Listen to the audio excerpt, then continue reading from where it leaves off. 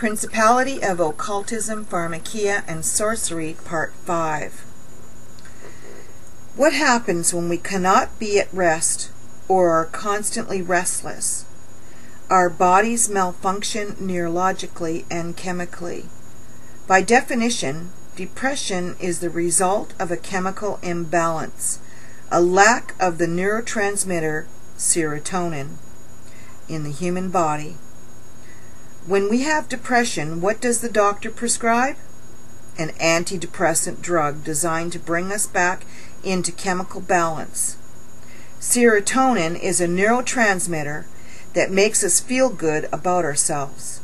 An antidepressant attempts to make it last longer in the nerve's synapse. It cannot produce more serotonin. The real cause for the shortage is the anger, stress, and fears that are in our life. But the doctor cannot address the spiritual dynamic that caused the chemical imbalance in the first place. Taking the drug causes us to avoid dealing with the real underlying spiritual problem. The side effects of the drug can be devastating. Sexual dysfunction and psychosis are the most common side effects. Migraine headaches are caused by enlarged blood vessels in the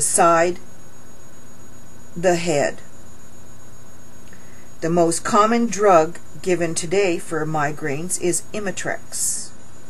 Imitrex contains an antidepressant, an antihistamine, and a pain reliever. Serotonin is also a vascular regulator.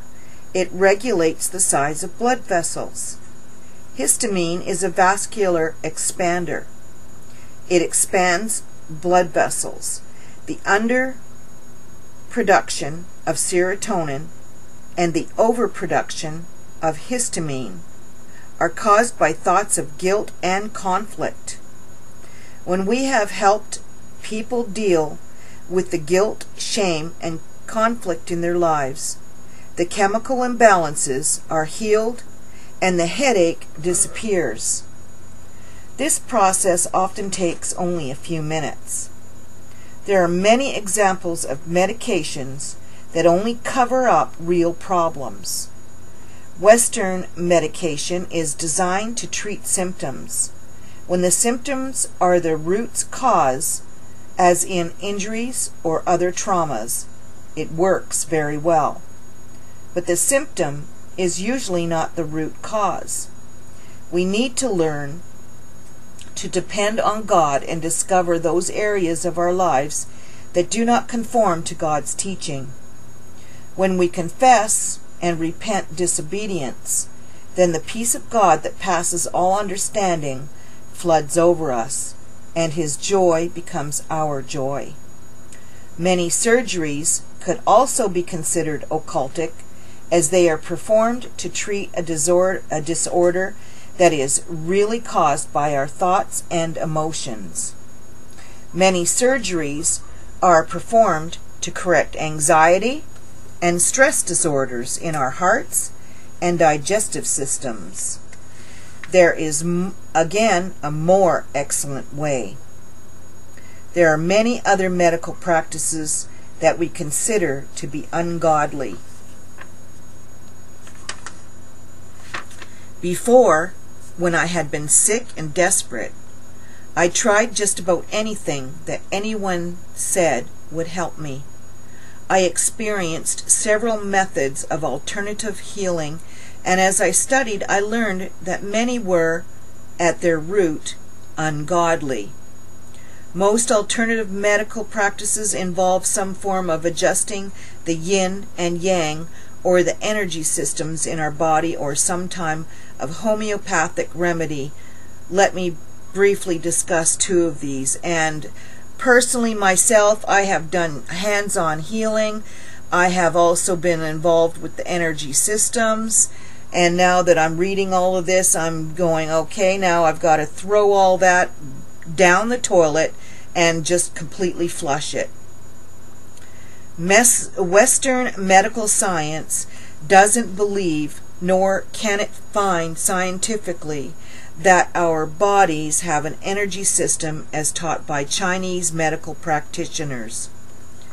Regardless of this, the real question is whether or not this type of healing is something Christians should seek. Yin and Yang are other names for good and evil.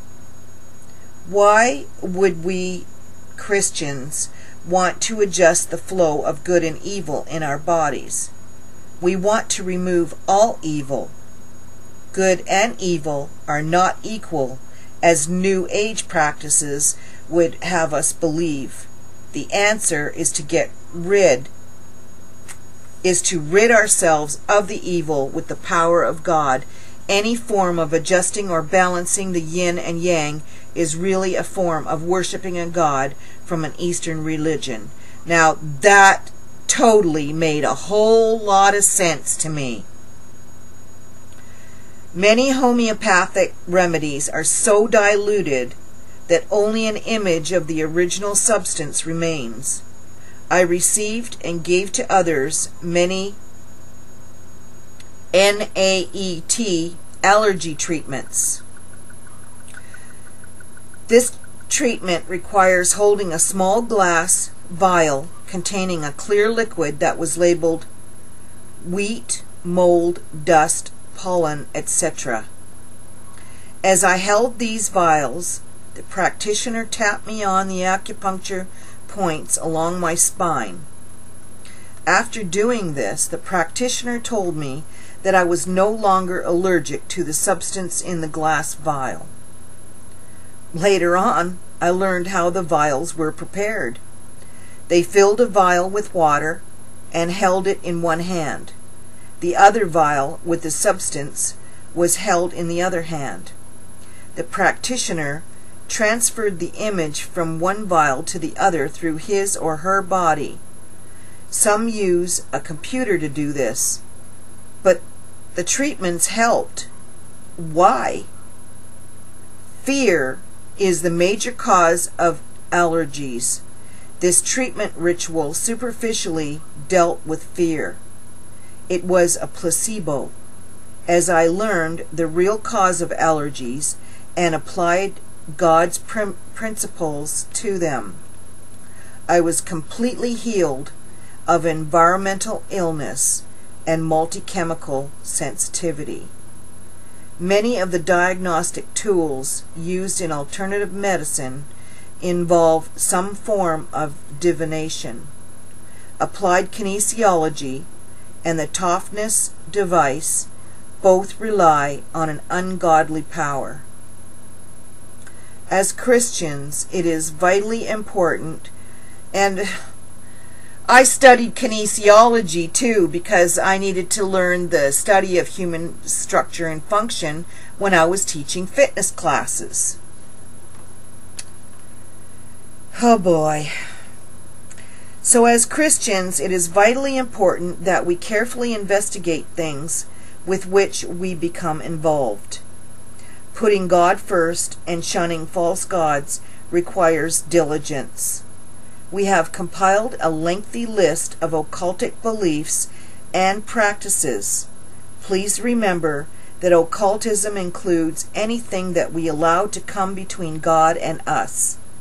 If you disagree with any item on our list, I strongly suggest that you carefully investigate its background and origins and use in your life, and then re-examine your grounds for disagreement. If you still disagree, let's agree to disagree and still be friends.